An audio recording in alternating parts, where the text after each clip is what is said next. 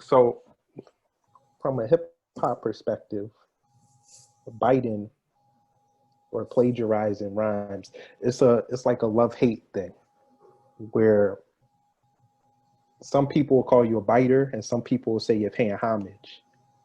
Okay. I think everybody, Jay-Z is a cliche for that, but when you really think about it, a lot of artists have done it. An artist that did it a lot is Beanie Siegel. He flipped a bunch of rhymes. So you don't just say his name. Give some examples. I can't even think of. I just know it's a bunch of Biggie example, like a bunch of Biggie bars that he was able to flip, and he never really got criticism for it. And he's done it consistently throughout his career. Okay. So I guess you got to ask: is borrowing and taking the line and making it better in a sense, or flipping it, is that wrong? So when you talk about beans, you said he flipped lines. I'm like, it's a difference between flipping a line or flipping a verse or flipping like a very notable like portion of a verse or so like when you talk Jay, when the Remy's in the system, ain't no telling. That's straight Biggie. When the Remy's in the system, ain't no Yeah. like that's that. Live from Bed, like there's certain things when you take a full segment of a line or a song or a verse, sometimes that's not Yeah. paying, I don't know, sometimes that's not paying homage. It's just taking a verse. But it's a bar at the end of the day. Like, So let me tell you this, what you just said about beans, when I asked for an example, you weren't able to give me a solid example, but you were able to say that he took lines and no. flipped them. When I speak of Jay or Kanye or other people who have Yeah. done what we're talking about, you can take actual lines and Mm-hmm. lines and attach it to them and who they took it from. That's different I'm than sure a just lot a of people could line. do it. I'm sure a lot of people could do it for Beans because the lines Oh that no he no took, they were famous. no! It's I just I'm believe not the people can. biggest Beanie, No, I you know. believe people can do it for beans. I'm saying the difference with beans and Jay and them. Like even with Jay, lemonade was a popular drink and it still is. Everybody don't know that line or where it comes from. When you hear certain things from Big or like LL or other people, or lines that are very significant in hip hop culture, or if you know hip hop culture, you should know the lemonade one. But even if you're not in the culture, it's certain lines that you know. I I think they took more lines that you know or that are more everybody should know Biggie. see. I This is why I use Beans as an example over Kanye or Jay because like they have a catalog for real. Like they have albums. Beans got hits as well, but not in the same. He's not in the same league. He don't shoot No, at the same basket, you know.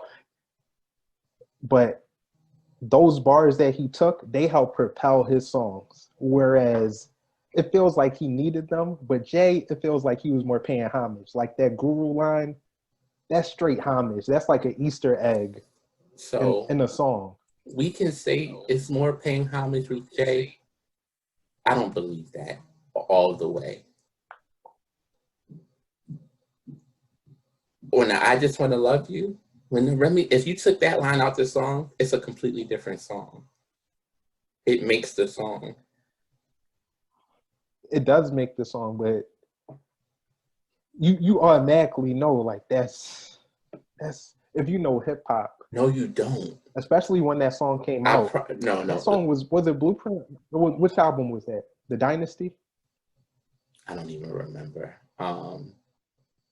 No, they came off the Rock La Familia Dynasty album. Yeah. I, yeah, the Dynasty.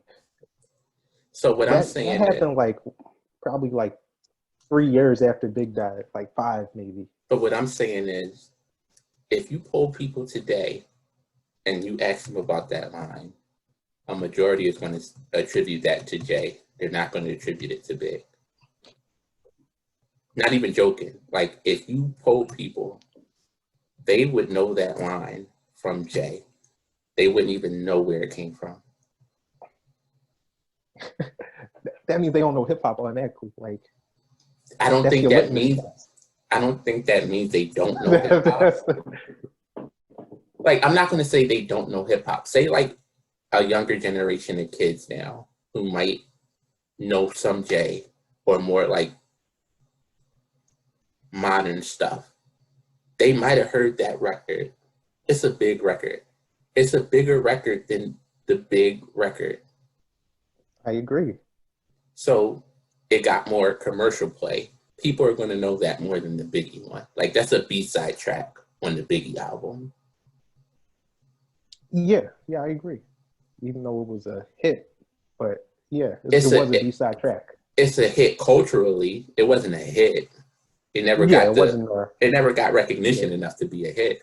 But I'm just saying, if you poll people, they would attribute that line to Jay, and wouldn't even. And that's how. And that's what I think it gets twisted when you're paying homage or taking a line. When someone can attribute a line that you have that you're supposed to pay homage to, that's jacking. So would it be different? I think it's a little different. Like, say he took, and if you don't know, now you know. Like, but everybody would know. Say he took a bar from. But everybody knows Juicy. That's what I'm saying. What I'm saying is. That's what I'm saying. Juicy is more commercially successful than I Just Want to Love You. I'm just talking about commercially. Certain people are going to attribute certain songs or certain lines or certain whatever to certain people. That's what I'm. That's exact example. I view Jay taking that When the Remy in the System line. I take that as homage, but the Missy Keisha Cole song, I take that as biting. Because they took the soul from Juicy to make a hit. A lot of people have done that though with Juicy. Didn't Ashanti do that? Is it Foolish from Juicy? No, that's from One More Chance. Yeah, but same thing. Yeah, she did. That's the same thing. It's taking a song that was a hit, and when I heard Foolish or when I heard the Keisha Cole, Missy Elliott record, the first thing you think of is Big. So, but it's not Big. So that could no. Even though they use Biggie lyrics in it. They gonna play us in the club like it was all a dream. Like, damn, that's how. That's something they threw in there after that record was done. Like they threw that on after the record was done. Because you have to, because you can't. I'm gonna play it like Biggie. It was all a dream. Foolish. All right. Well, they put the Biggie because they know they mixed the Biggie verse on it. On what? On Foolish. They have a version. No, on Ashanti, they have a version. I think that's is that the original version?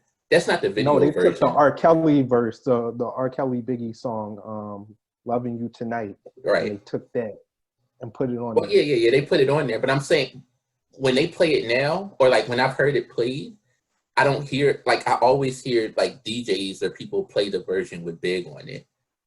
Because you have to. And another one like that.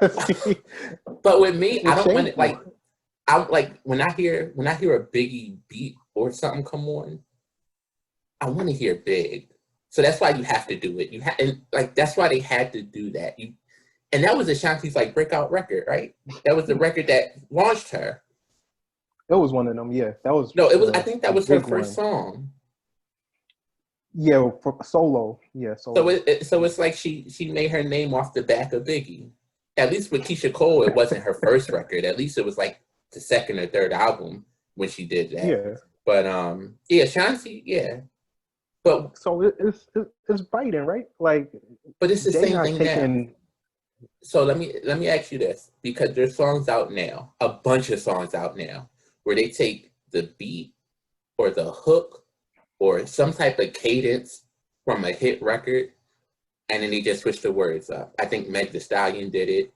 I think Mhm. Saweetie has a song, or it's like one of them got the Too Short record, the Blow the Whistle, where they take Blow the Whistle, and it's like they're doing a cover, but they turn it into a song. Or they got Juvenile, like they have these songs that are hits, and that's all they're doing now, right now, is what I'm hearing. And I'm hearing a bunch of songs that were hits in the 90s or the early 2000s, and it's like they're doing a cover to it, and they're just making it a big record now. So like that's a Is it cheat a code. sin though? It's It's a cheat code, definitely, but is it but wrong? but the thing about it is, and I think that's where it comes. It's a gray area, because there's a difference between sampling and just take like stealing. Um, Blurred lines, no pun intended. Blurred lines. That was straight thievery, in my But opinion. is it though? When I That's hear a what hip song, hop is. but if I hear a song and I can't tell the difference between the original and what you did, you stole it. Or if you do that, like you can't sample a song and not get permission to sample it. Like they did that straight, no permission. Like you can't hear Blurred Lines and not think of Marvin Gaye. So that was a problem in hip hop in like the '80s, where a bunch of rappers were getting sued because they sampled without getting the proper, permission. Even Biz Markie, Just a Friend. That's why they say he's broke. Like, so that song was a huge hit, and they came and they said we ain't give you permission for that, Mm-hmm. and they got him. That's not fair. That's like a part of it. He brought new life to that song, to that beat. But you Same with but Blurred Lines. They but brought new you, life to it. but you listen. You can bring new life to something if I give you permission to bring new life to it. If I have a record, I'm not asking you to breathe new life into it. Do you think somebody needed to breathe new life into Juicy for One More Chance? Those records are solid on its own. Like, That's true. and it's But who's fine. to say? Who's to say? Who's to say? Whoever owns it is to say. That's like the original beat for Juicy. I won't say none of the lyrics, but the R&B version. That's like them not giving permission to Biggie. It's almost But blasphemous. they Like but they had that's to go his. through but they That's had to what he go did through with that. but they had listen, before you see what happened to the record, you had to get permission. That record's not coming out. Yeah, It's not being the hit if you don't get the sample cleared. Puff did that. He got the sample cleared. Nobody, and that's the thing about it. You don't know what it's going to jump and be. Nobody knew Juicy was going to be that huge. You think the people who gave the permission, the originals, knew it was going to be one of the biggest records ever? they didn't know, but this is just me. They shouldn't really get much. Why? On the back end, absolutely you should. If that record's being played a They billion should get a times, I'm percentage, but it's art, It's art. my art. If I That's like make Dapper something, Dan, like taking the Gucci coat and ripping it up and making something. They put him out of business because of that. Like a part of it, you got to respect the new wave. Like so you can respect the new wave, but you got to pay me my money. That's what it is. Like, that's and that's like the same us thing now. If that we play a song, it's like we would get shut down. because we don't own it. But that's not. We're only helping them bring more So, attention to them. Like but did they ask for more attention to be brought their way? If I play a Drake record on this, Drake doesn't need any more attention. Like he's not asking us to play this. It's like if anything that boosts us. Like if it's like and when people play certain music on certain platforms, bigger platforms, and people who actually could make profit off of it, you can't use my likeness, my music, my art, and just think it's fine. And it's a gray line right now with social media and like the technology age. Like a lot of the old stuff, it's the same thing with Chappelle Show and streaming, like, or music and streaming. A lot of stuff in the contracts, streaming wasn't out. It wasn't even a thing. So your contracts and your ownership and things, like certain things change, like it changed because of because of streaming. So like you have to adapt with the times. But in adapting to the times, even if artists want to use a sample or take a line or something, you can do that all you want, but you got to pay for it. You got to pay. You can't just do it for free. It's like with Juice WRLD. And I think he used like some type of guitar riff from Sting. And he had like, Sting gets like, what, 90% of the royalties of the song that he put out because of that riff. And and certain things you do, certain things are a means to an end. It boosted, like that song boosted him, like his recognition, his fame, so that could take you to other platforms and you could do other things with that newfound fame. But he didn't make much money off of the record, even though the record blew up crazy huge. Like off the back end, because you use that sample, you got to pay where you got that from. So was it a case where they said, no, you can't use it, and he went ahead and someone use it anyway? Or I don't know all the details. I think the record had come out and it was like some type of ultimatum. Not ultimatum, but like, you can release this record, but I get 80% of the royalties or something. Or some type of crazy deal. That's so wrong. And he agreed to it. But he wasn't making that much money off the record. That's so wrong. I don't. But is it wrong? It's complicated. And I'm asking you, is it wrong? Because my thing now is with movies, with music, with a lot of things, people keep trying to recycle hits or things from the past, and make it as new. And it's to the point where we talk about creativity or art. You said art is art. You have to be creative. You have to come up with your own art.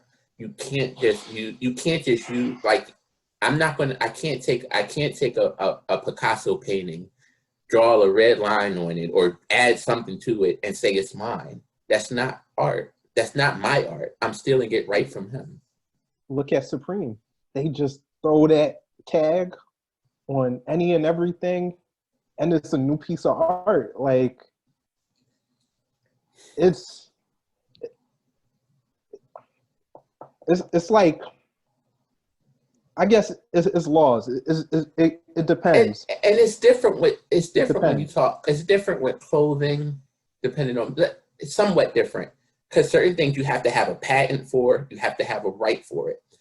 If somebody makes a sneaker and they don't have a patent for it yet, or they don't have full or whatever type of patent you need for it, or a design patent or whatever, I can take your design and I can stamp whatever I want on it. If you don't have ownership of that, or you don't have the exclusive rights to it, who are you to say that I can't use it? But if you have the rights to it, you can't use it. And if you do, you gotta pay up. See, it was a story a few years back about Biggie's mom, Valletta Wallace, and she was coming out saying that, she owns the right to Biggie's image, but all of these people in the streets at these stores like City Blue, they're selling these shirts with Biggie on them. She said, don't support them. And I hate to say it, but Biggie belongs to everyone. His image is too out there. For sure, get your money and release the official stuff and let it be known this is official, but you can't stop that.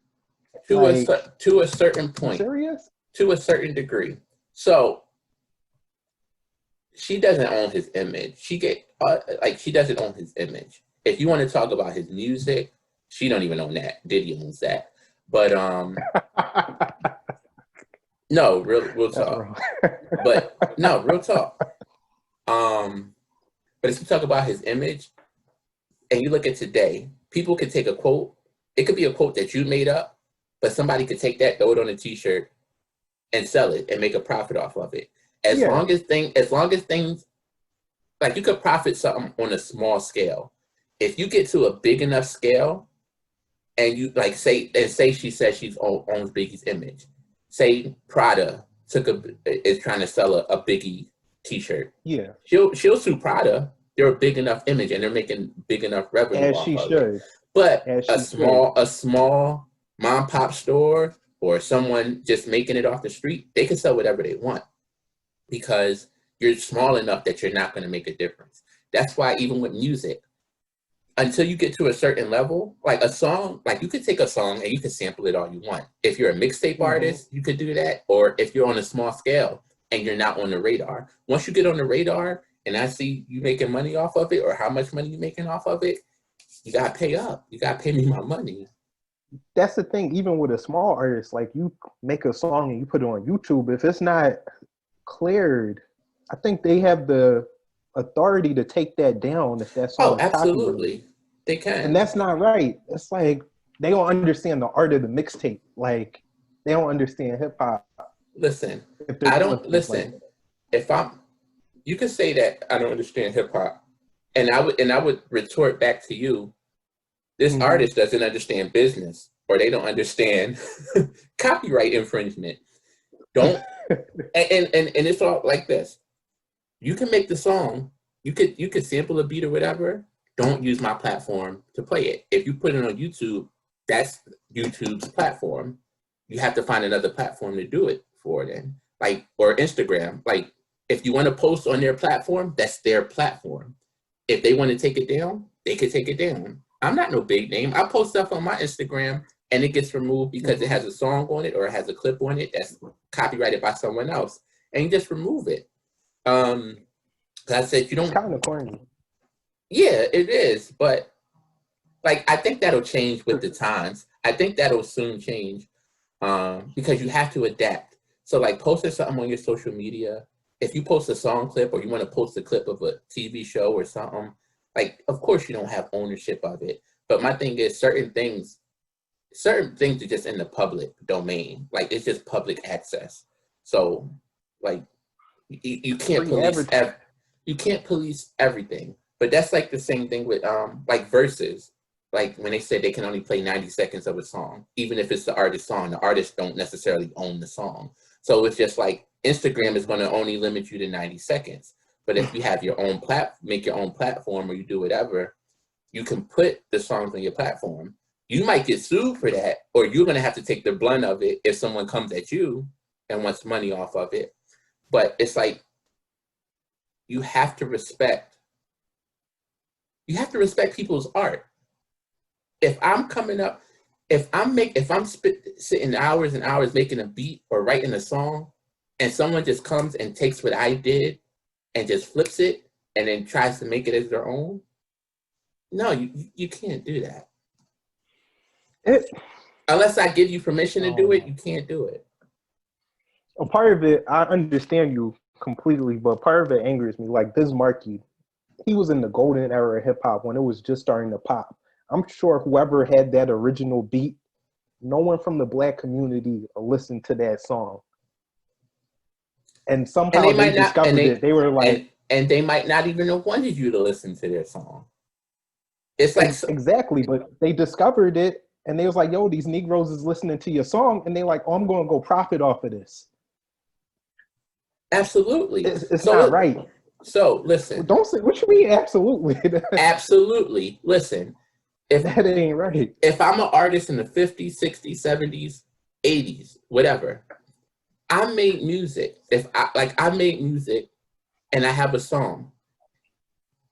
If you and a lot of times before people get clearance for their song, they have to hear it or how it's being used. Like even today, like I know when Jay sampled the Clark sisters, they had to hear how he was using it. They had to give him permission before he was able to use that sample. Like, and if an artist listened to it and they said it's okay, That's fine. And then I've heard of artists who Mhm. listen to the song and they say, no, this is my song. Like, that's not what I made the song for. I don't want it to be used that way. They have every right to tell you no. So it's like, and then you got to understand how hip hop was initially. People didn't understand it. People didn't like it necessarily. So if I hear a Mhm. country record, or if I hear a pop record, or if I have a 80s rock record or something that's being used for this new art form that I don't understand or I don't get, I'm not going to want it to be used in that manner. Sometimes you think it's taken, like what you said about Biggie and Keisha Cole.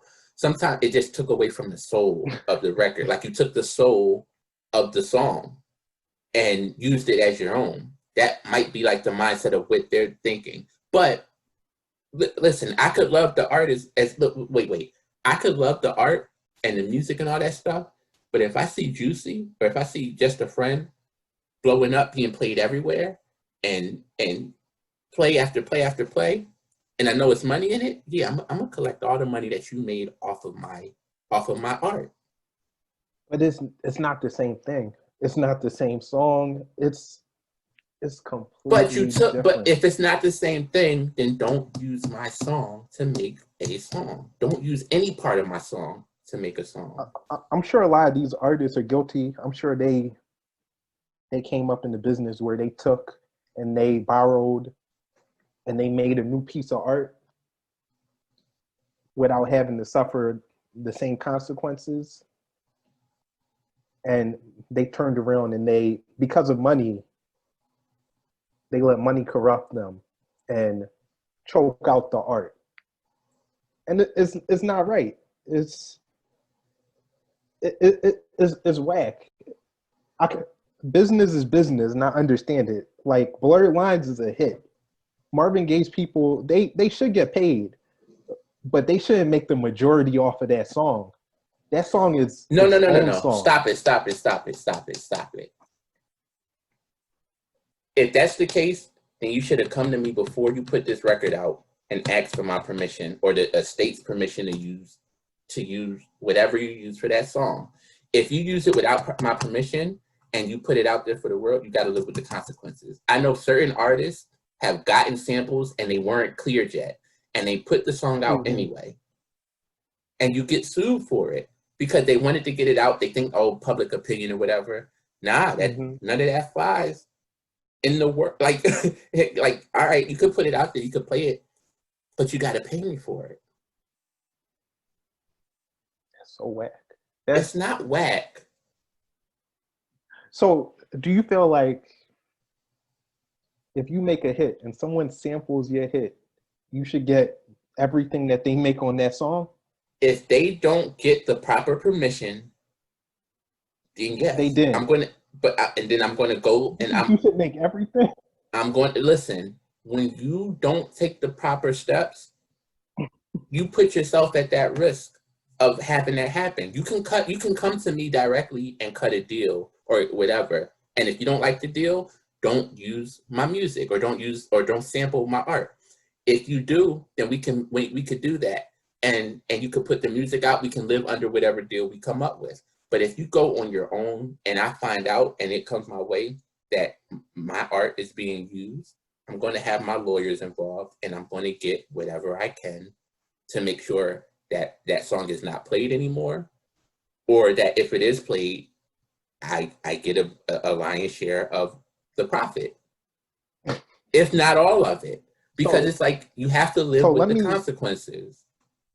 Because you say it's whack and disturbing, but when people put music out, they know. Like if I'm a producer and I put out a song and it sounds like, say they put out Blurred Lines, they knew. Come on, they knew it was inspired by Marvin Gaye. Like it sounds just like Got to Give It Up. So my thing is, you know that you have to like, and these artists and producers, they're in the business. They know what they're doing. You have to go through the proper channels. If you don't, you take that risk. You take that risk of being sued. It's disturbing. I'm not saying you shouldn't get your little portion or a little cut. But the lion's share is crazy, especially if you made it into something brand new. Listen. If you don't want me to get the lion's share, come to me first. That's all. Like, that's all people have to do. You have to go through the proper channels to get the proper permission, and then you won't have to go through that. Like, that's how it is. If I find, like, there are consequences if you don't go through the proper channels of doing things. It's just how life is. And if you get caught, if you go through it and nobody knows or whatever, and it goes through the wind and you don't get caught, cool. But if you sample someone else's music and you can prove that that's where they got it from. That's how Blurred Lines work. They proved that that's where they got that from. So they were able to sue and win that lawsuit.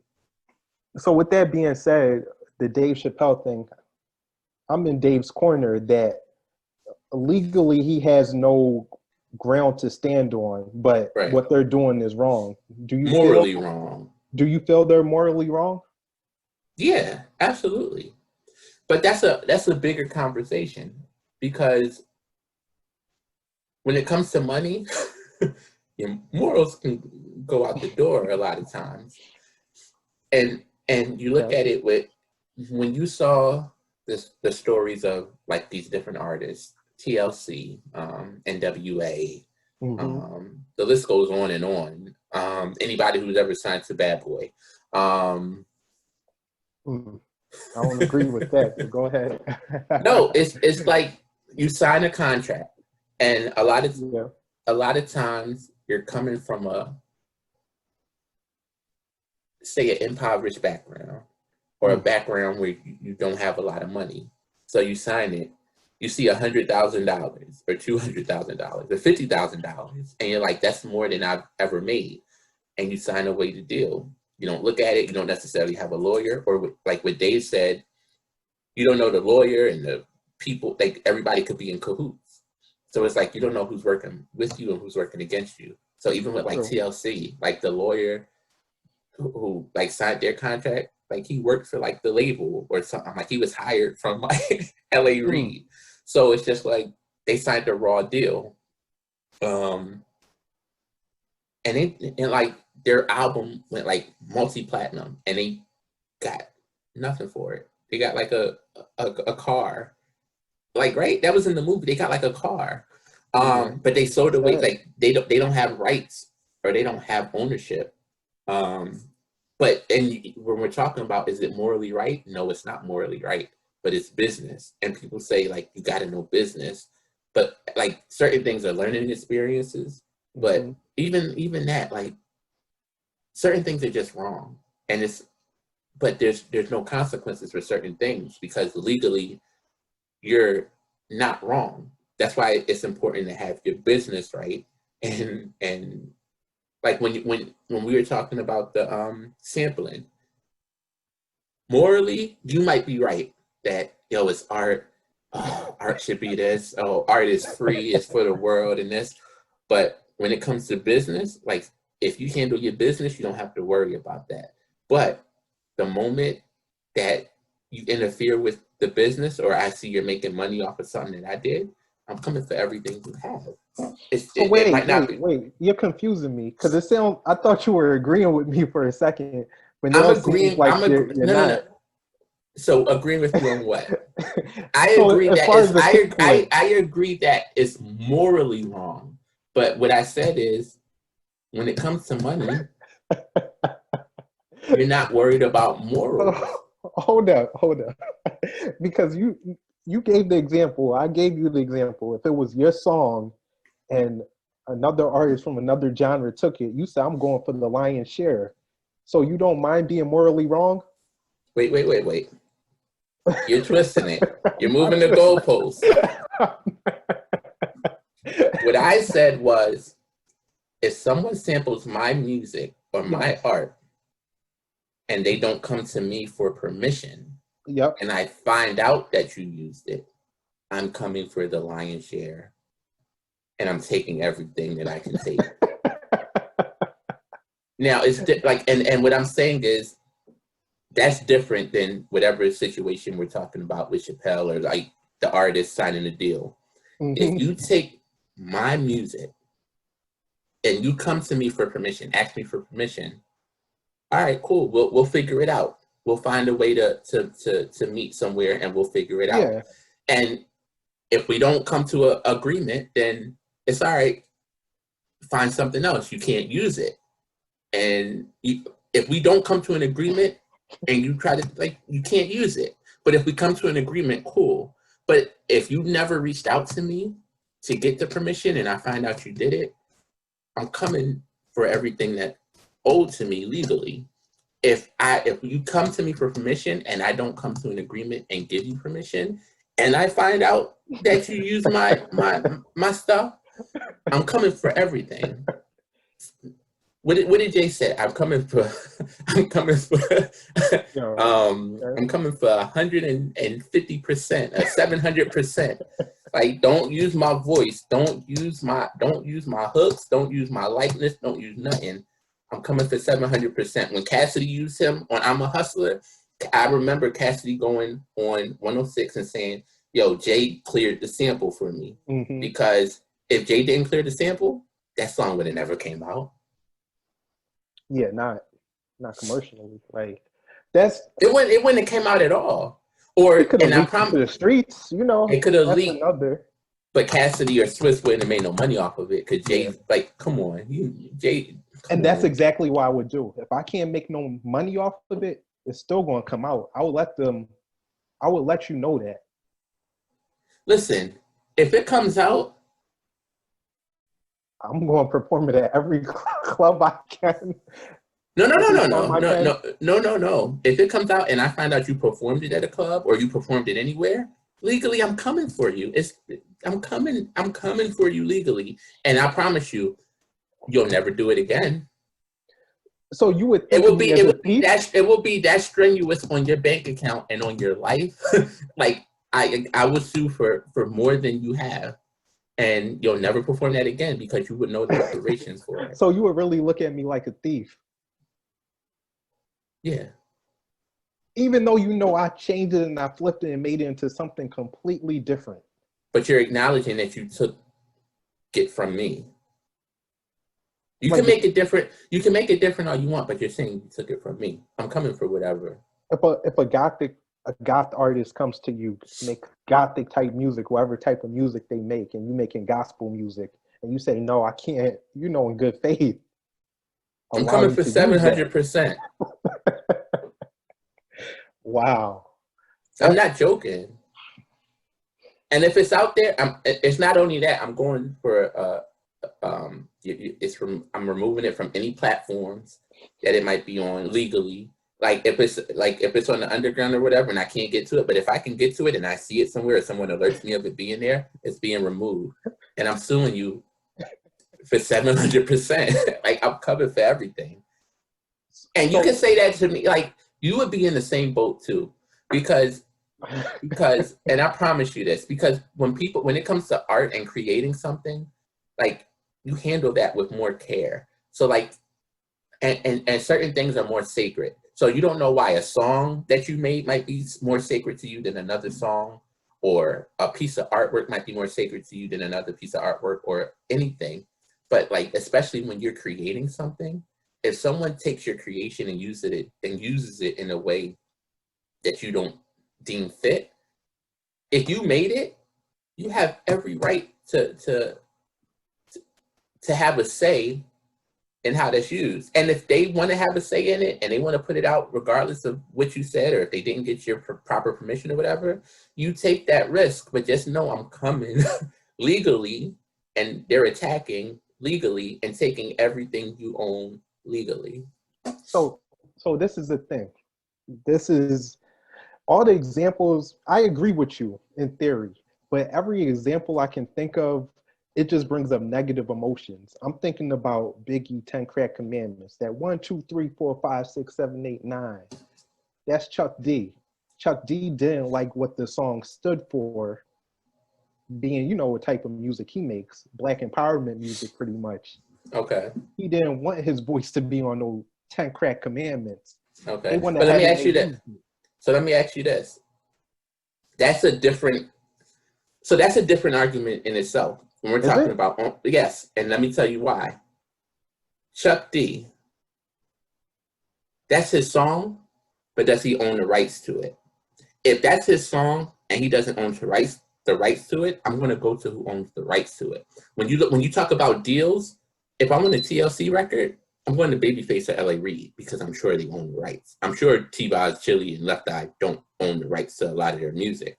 Or even when you go to any of these artists, when they say they don't own their masters, I'm going to who has the rights. So you can be disgruntled all you want. If that's your art, if you created it, if you don't own it, I'm going to go to who owns it. And they're more worried about the money. They're not worried about the art or like what you said, 10 Crack Commandments. I'm sure Chuck D didn't own the rights to that song. So Pete, that's why. So Pete, he did. I guess he owned the rights to the vocals or whatever. And he was going forward with suing them. And then Biggie died. And supposedly it was someone from the Bad Boy Camp, the producer or someone, they spoke with him. And they was like, Biggie died. And he was like, all right, I'm going to leave it alone. And he still went forward and sued them and got his money. That's so wrong. Like, that's a hip hop classic. And to go back and say, I'm going to take off of it because I don't believe in the message. Wait. That's not right. What did you just say? You said it's a hip hop classic, right? A hip hop. How many times over has 10 Crack Commandments been played, streamed? Millions of times. I'm getting it because his voice is on there. He's saying because of the message. He doesn't agree with the art. Listen, that's not right. That could be his excuse, but ultimately, I'm gonna get whatever money is made off of there. So he could say it's about the art and he don't agree with it or whatever. I'm telling you, at the end of the day, 10 Crack Commandments made so much money. If he sued, he's suing for a piece of that check. I'm sure he could have got a check up front, but he probably said, no, I don't want no rapper named Biggie using my stuff. I really think it was just him being the hater. It's different when people die too. Like, you know how much backlash that, like, it could have been a hater too. But it's a hater, yo. You can't tell me no different. It's just hate. But it might not be a hater because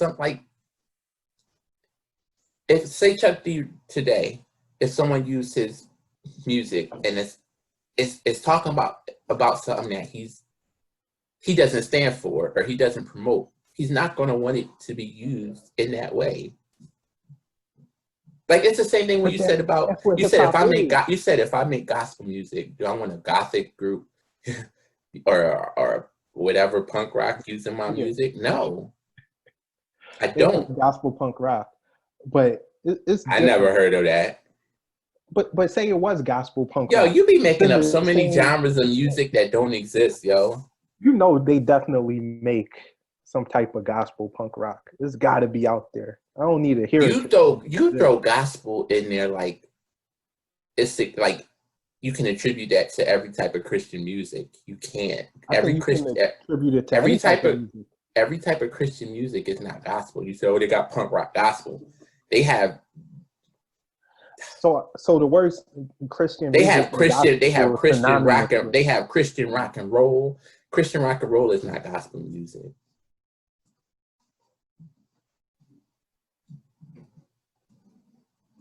Oh no, we just the words are synonymous with me.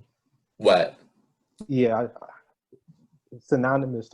Christian music and gospel music. No, it's not. I know. For me, it is though. But it's not. Because I honestly don't know of any other music that doesn't. I don't know regular. What do you call it? TM music? I can't even. What, CCM? CCM. Christian contemporary. Christian contemporary is not gospel. Gospel is its own genre of music. It's different than Christian. It's different than Christian rock. It's different than alternative Christian music. Like, and honestly, you want to know what really makes the difference? Gospel's black. Christian music is white. Even though the fathers of gospel music are technically Caucasian. Who are the fathers of gospel music? I don't know, just something I read once upon a time. It Please, said that please it was elaborate started on by that. if you Wikipedia, this is not me just Of pulling it out gospel music. in the air of gospel music. If you do a Google But search you of just said, Wikipedia, but you just said gospel and Christian are synonymous, and they're not. well, that's my definition. But I know that overall, if you search gospel music and you look up the origin of gospel music, there's some white faces there, and I guess that makes sense because if you it didn't just start in the Christianity in America, where I would assume gospel music started. Maybe not. Maybe I'm wrong on that. The But roots of gospel music came from slavery. I could see why you would say that, but maybe some would say that's African American gospel. This is where you're getting twisted. You're you're not thinking of gospel. You're thinking of spiritual music or whatever. Like Mm-hmm. there are hymns that like if you're talking about hymns and stuff, there are a bunch of white people who like I think honestly most of the hymns were created by like white people. Most of them that you see in the hymn books. In the hymn But that's book, why we have like but you see we have like an African we have an African is it African? Not African American, but we have like there's different hymn books in a based on Baptist denominations. church. Okay. There are different hymn books in a Baptist church, say than there is in a Catholic church. Can I just look up gospel and just throw out some kind of Go ahead, Wikipedia? do what you want. Because I just want to get your opinion. Do what you want. Because we had this argument before. So they're saying it dates back to the early 17th century. And is it saying gospel? Well, I Wikipedia gospel music. What is and their definition of gospel music? So it's right on base with what you believe. Gospel music is a genre of Christian music. Would you agree with that?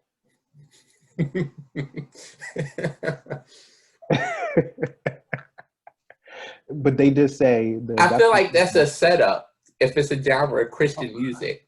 I associate Christian music with white. So they say the definition of gospel music varies according to culture and social context. Okay. They're also saying that, originating in the southern United States. And the derivative forms is during slavery. Country, rhythm and blues, soul, rock and roll. Okay. Hymns and sacred songs are often repeated in the call and response fashion. Most of the churches relied on hand clapping and foot stomping as rhythmic accompaniment. Okay. Most of the singing was done a cappella. The first published use of the term gospel song probably appeared in 1874. Okay. And the original gospel song. 1874, was that during slavery? What's the exact date of slavery starting? Was that 1850? No. No, I'm just saying. I'm just telling you. Way before. I know, but I'm just telling you. Gospel goes back to slavery. So they're saying the original gospel songs were written and composed by authors such as George F. Root, white man, Philip Bliss, white man,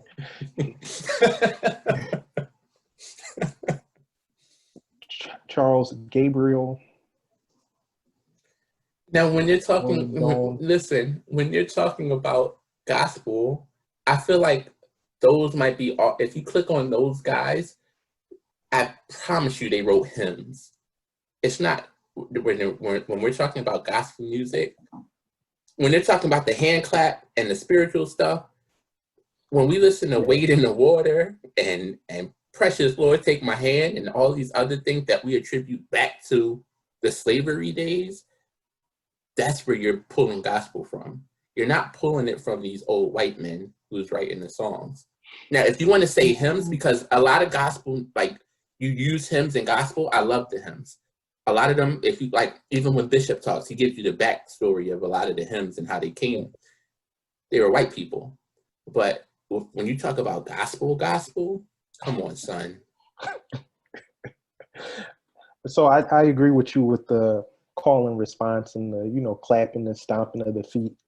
That has never been outside of African American. That originated with us, but that's not gospel alone. That's just a, I don't know what you call a factor So of gospel. so please tell me, and this is what I'm trying to tell you, that you're confusing gospel with Christian. They're not the same. You tell me then, what is it? What is what? What is gospel music then? How does it differ from Christian music? It's the same thing when I'm telling you about the roots. The roots of gospel music, it goes back into slavery. So so in the black church, um, like when you think of gospel, you don't think of when you think of gospel music, you don't think of white artists and white singers or whatever. You think of, if you want to go back, you think of the Pointer Sisters, you think of James Cleveland, you think of the Andre Crouches of the world, you think of the Shirley Caesars, and Mahalia Jackson. Tell me I'm wrong. When you think about gospel, I feel like God. I feel like gospel. I feel like when you talk about gospel, that we're talking about the gospel that originated in the black church. So when you And say the when black church, you mean a black church out of Africa, or you mean uh, when slaves gathered with their white slave masters? Yo, really, son? I'm asking, what black, what are you talking after slavery, or are you talking during So slavery? when we talk about the roots of gospel music being in slavery, the weight in the waters and things,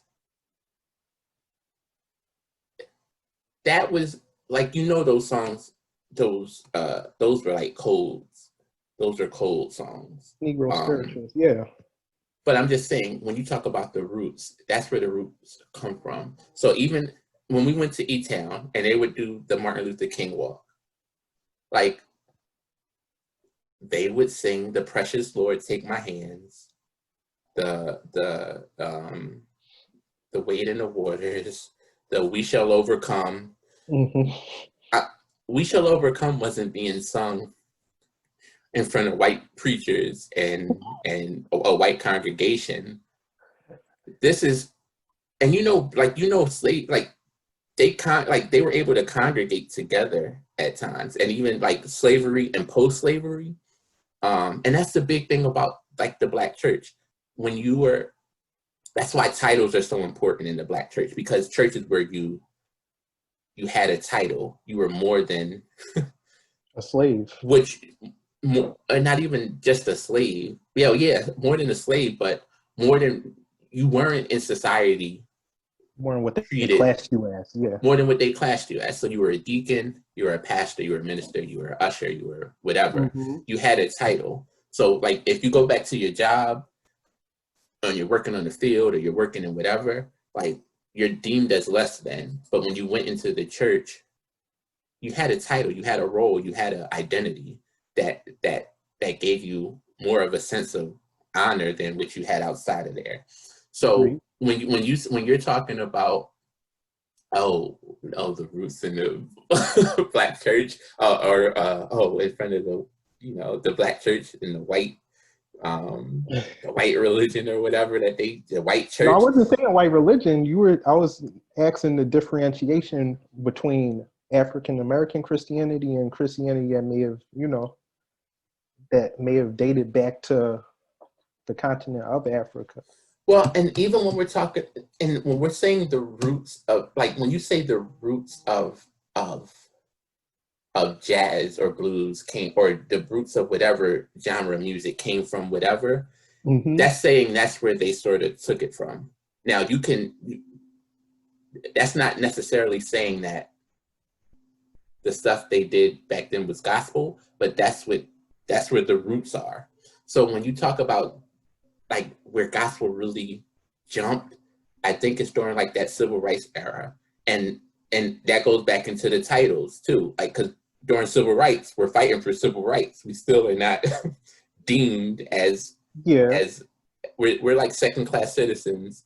So in the church, that's where you get your titles and stuff. Civil rights era, that's when gospel, like, I think that's sort of like the golden age of gospel, like in the 60s, the 70s, the 80s, where you have the Pointer Sisters, you have the James Clevelands, you have the Andre Crouches, you have the Shirley Caesars, you have the Albertina Walkers, the people during that time. That's when like gospel took off. But the roots are in slavery. But when you talk about gospel, you might have to differentiate it and say, God, like the gospel in the Black church, or I never heard the term Black gospel, but like I really feel like when you're talking about gospel, you're talking about African American people. You don't, when you actually look at the genre of gospel music, there's not that many white people classified as gospel artists. They're classified as Christian artists, or they're like there's like, even in the, like, you could look at the Grammys, there are Christian categories, and then gospel only has two. And most of the time in that gospel category is all Black people, because gospel music is considered Black. So gospel is Black. Gospel music is Black. So you cannot be a white person and create gospel music. That's not what I said. You just said gospel is Black. Gospel music as a whole, when you think about it, is Black. You have some Black, you have some gospel artists who aren't Black, but I'm just saying as a whole, as a majority, when you think of gospel music, they're mostly Black. When you think about Christian music, Christian contemporary, alternative, Christian rock, that's where you get into the white, sort of the white version of that. And I think this is a conversation too, because honestly, like, I think a lot of Black churches and Black people are drifting more toward like the CCM, Christian contemporary music. I've always considered that white.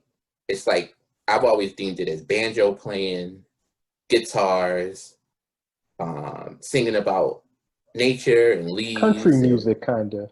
It's not even country. But like, even when I went to school, like even when I went to churches out in Lancaster County and E-Town, when I tried to go to their services, they would do praise and worship. And they would have one person, they would have a guitar and they would sing these songs, and it just wasn't what I was used to. So I tried, like, I really tried to stick it out. I tried to go, but music is a big part of it for me. And I had to stop going to certain of those things because I just couldn't rock with that banjo guitar music. And that's the type, and when you think about CCM, that's sort of where I think it is. And there are Black artists now who delve into that world. So like, I go to visit other churches that are majority Black, and they're playing a lot of that Christian contemporary music. But that's why, you know, there's a difference, because when you go to certain churches, you know you're going to get gospel music or more of that, which you said, hand clapping, toe tapping. They're calling response. Music.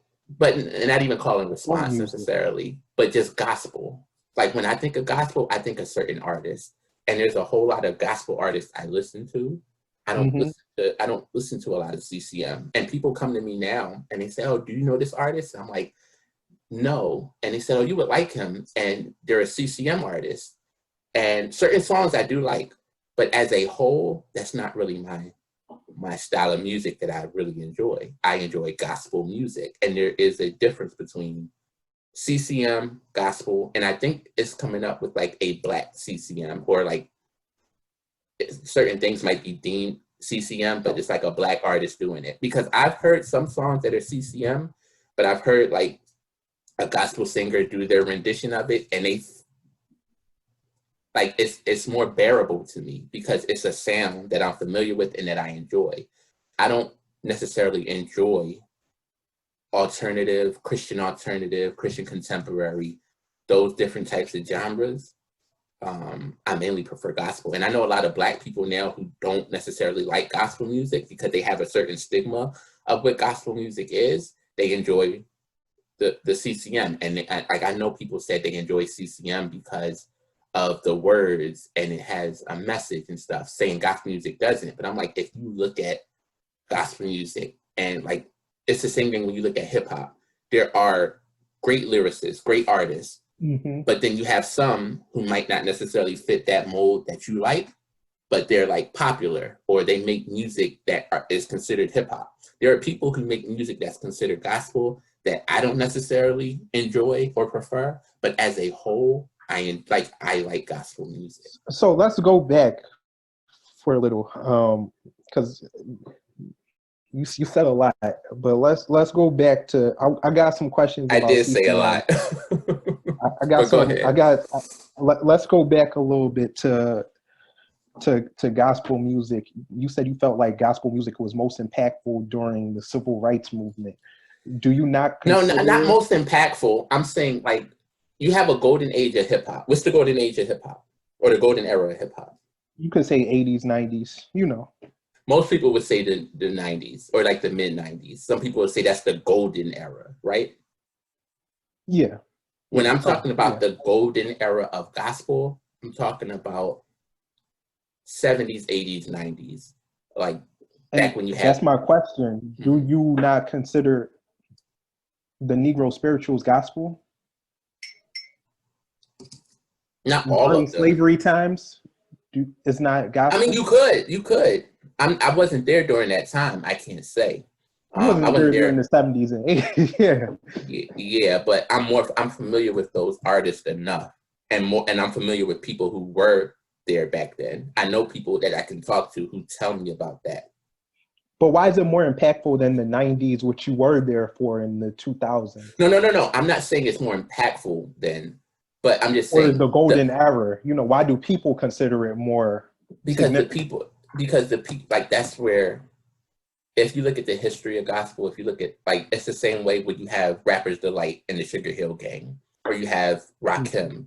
When you say that Jay-Z and Nas come from Rakim, it's the same thing where you say a Fred Hammond, a John P. Key, a Kirk Franklin come from James Cleveland, or they come from Andre Crouch. Like, you have people who were the originators who sort of jump-started a genre of music. And then you have people who are the disciples who come afterwards, who sort of take that. Kirk Franklin took it and took it to another level. John P. Key did it and took it to another level.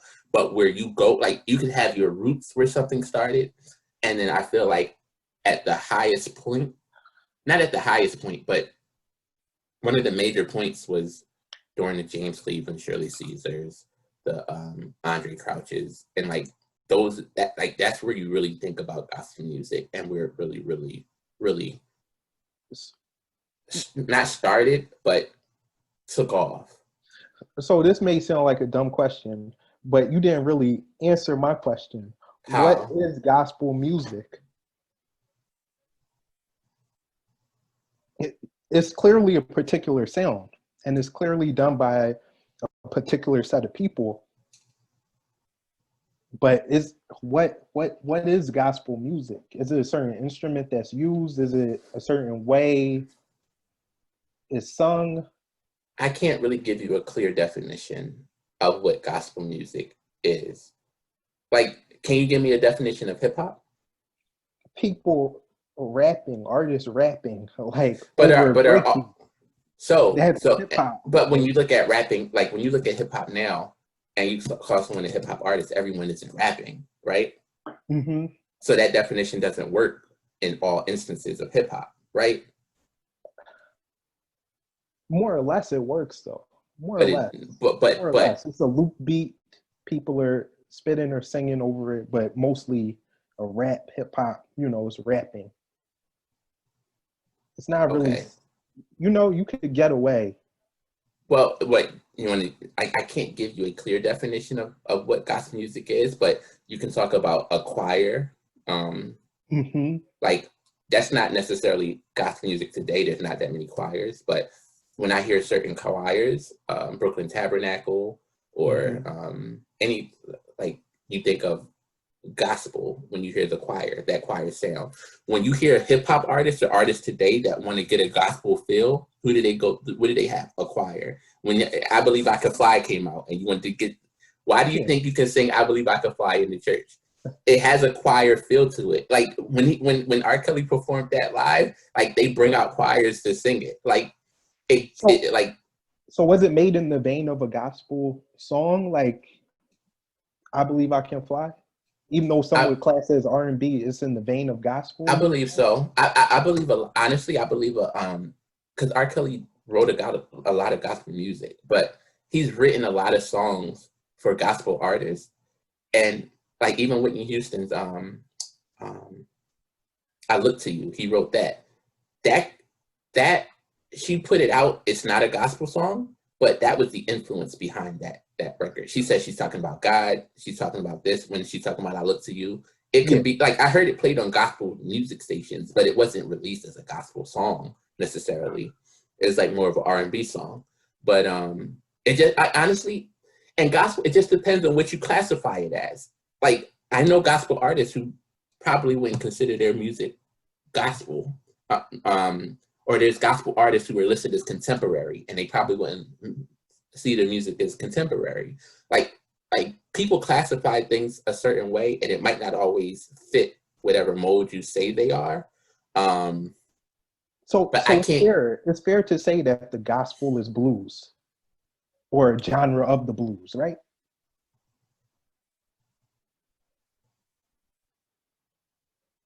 I wouldn't say that, but you like, they're close. I wouldn't say so, but you can make that argument. Listen, when people said The Life of Pablo was a gospel album, I've heard Kelly Price say, she said it's a gospel album, and she classified it as he's telling his truth or something along those lines. Gospel, right? One song. What song was that? Ultralight Beam was really the only, and then they had The Farther I Stretch. I don't think that was, but I mean, if you want to make that stretch, but come on, would you call Life of Pablo a gospel album? No, I wouldn't, but that's people have. But that's why I brought it up. That's why I said the blues, because R&B, rhythm and blues, a song like Back to Life, you could call an R&B song, but Kanye flipped it and added a choir and, changed the lyrics a little bit to praise Jesus. He did that on his whole album. And yeah. Is it gospel though, or no?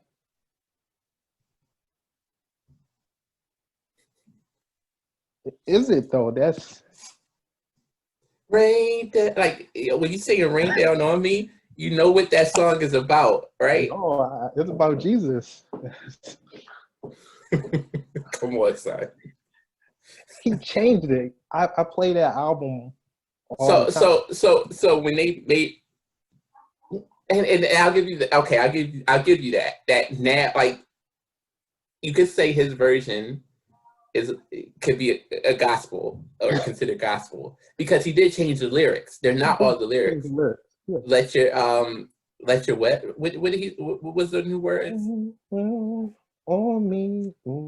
I don't even know what I'm not R&B fan though. Because when they say it now in the gospel record, let your love just fall like raindrops. That's probably, or let your blessings or whatever. That's probably what they're talking about. When the original song was made, "Let Your Love Just Shower Me" wasn't talking about gospel.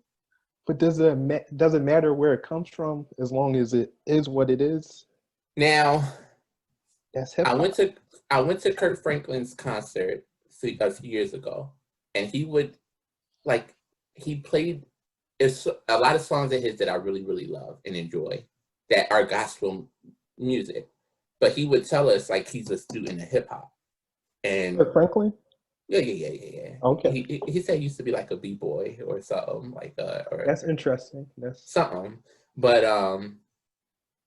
he said a lot of his songs came from like hip hop or R&B records. So he would play the sample, and I think like some real hip hop records, and then he would play the version like what he made it to, and you could see, okay, he flipped it. But even when you look at the Clark sisters, they took a Stevie Wonder record, and that's where You Bought the Sunshine came out, one of the biggest like gospel records ever. But even back then, even taking Stevie Wonder and using that in gospel, like certain things were frowned upon. Or Andre Crouch was big on that. Like he would use certain instruments or certain whatever, and like that's why they are like the pioneers of this, because they did things that were deemed as unholy that you can't do in the church, music that you can't sing in the church, and incorporated it into their music. So when they pioneered a new sound, but they're not pioneers of gospel, right? They are pioneers of gospel. How? Andre Crouch, James Cleveland, Shirley Caesar, Albertine, like they are pioneers How of can gospel you be a pioneer of something that dates back to slavery times, according to what you're telling me?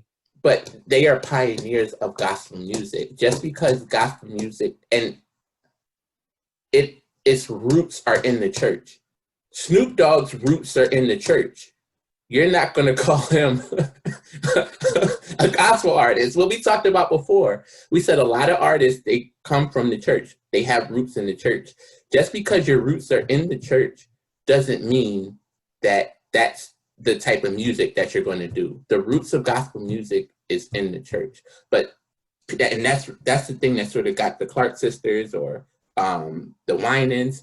It's music that you would play in the church, but you use other types of music that were like secular or that played a role in making this gospel record. So when you look at the Winans and Restoration, like that was played in churches and on gospel stations, but it was also played on like the R&B stations, and it hit like the R&B charts because you have roots. Like you incorporate different sounds into the music. And that's something that Andre did. That's something that the Clark sisters did. That's something that a lot of them did. And they are the pioneers. They're not the pioneer, but they are pioneers of gospel music. When we go to church and we have the anniversary and they say pioneers stand up, it's not one pioneer. There are many pioneers in there. And who started the church, who were involved in the church. No, don't do that. Yes. Don't do that, because they all joined at the same time. They were pioneers at the same time. They didn't come 30 years. I can't stand up and say, well, I was born into the church and I pioneered the new generation of members. I'm a pioneer in my own right.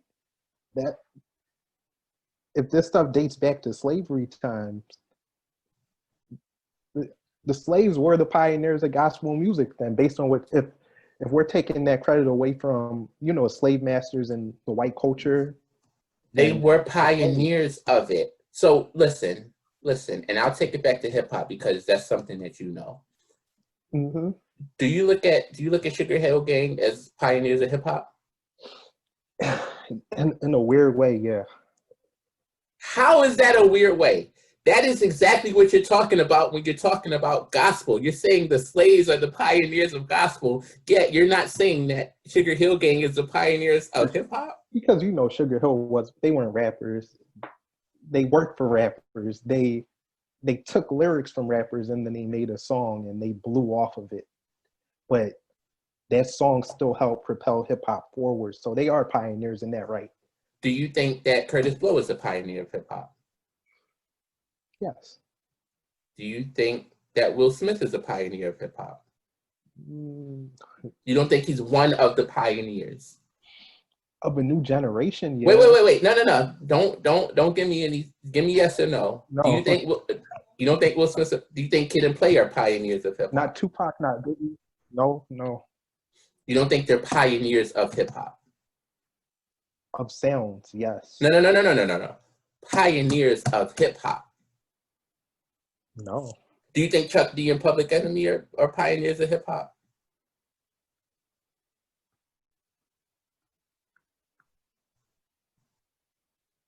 I would let them slide, and I would say yes, Chuck D, Do you KRS-One, think even though they Rakim? themselves Wait, would wait, say wait, they're wait! not. Stop! Don't give me no more commentary. Rakim, yes, I want yes or no. Rakim, yes.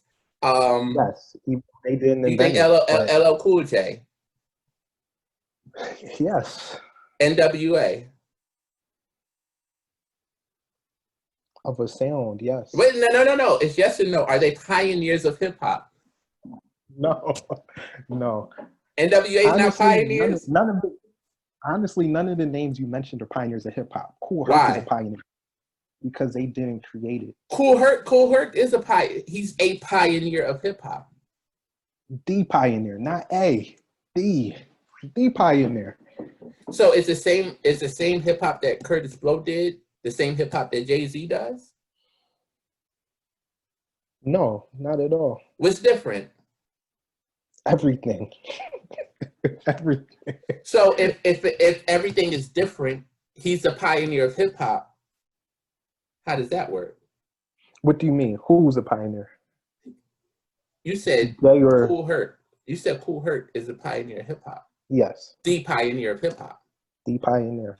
But his sound is nothing like Jay-Z. Is his sound like NWA? He was a DJ though. But I'm asking yes or no questions. what's the question? Is Cool Herc the pioneer of hip hop? Yes, without a doubt. You also said Chuck D is a pioneer of hip hop. I'll take it back. No, To take it back. I do. So you're recanting on your statement. I have to, based on based on the So corner. you think there can only be one pioneer? No, I believe it could be a group of pioneers. Do they all have to be in the same era? Like, yes, they have to be in the same era. So what separates Cool Herc from an LL Cool J? The sound? Time. No. You said Jay-Z and Cool Herc have a different sound, right? A different sound in that, yeah, they came along at different times. But they're both hip hop. So They're we're both going to go on. hip-hop. So when we're talking about gospel, you can call people back during slavery time, slaves, you can call them pioneers of gospel music. Mm-hmm. But that's what we talk about. There's new sounds of gospel. So you can say Andre Crouch was a new sound of gospel. He's a pioneer of that sound. That James Cleveland is a pioneer of that sound of gospel music. So he's a pioneer. When you think about certain styles of gospel music, he's a pioneer of that sound. Certain sounds that we look back today, Andre Crouch is a pioneer of that sound. But not of gospel music. Come on, man. he did not. You just told me that Cool Herc, Chuck D, Sugar Hill Gang. You gave me multiple names of people that were pioneers. I'm saying you can have multiple pioneers of something. It doesn't just have to be one. The church we attend, it had a start date. Was Bill Russell the pioneer of basketball? No. But he was a pioneer of basketball.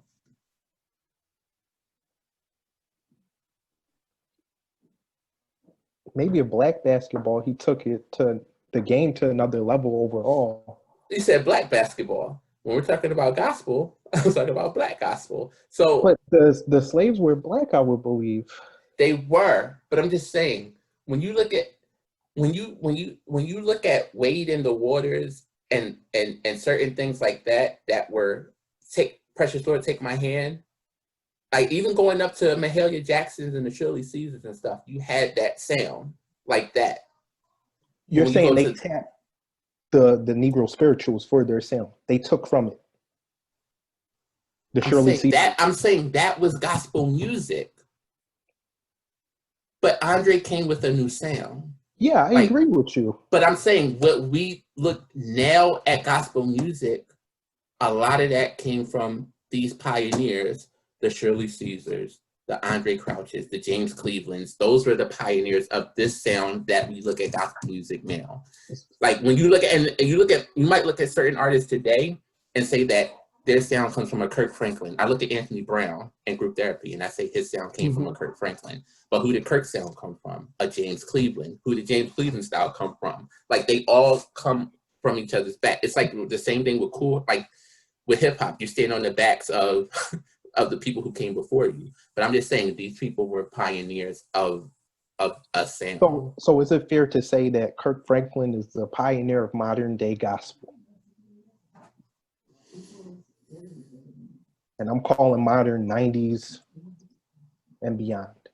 I wouldn't say that he's a pioneer of it. He's not the pioneer. One of the pioneers of modern absolutely gospel. One of them, yeah. But he's not the. And I don't know what I'm talking about that 70s gospel, that era, 70s to even when you're talking about the 90s, you could throw a lot of artists in there. Yeah. Who are in that realm that you could call pioneers. I guess it's more fair to have an argument about recorded music. And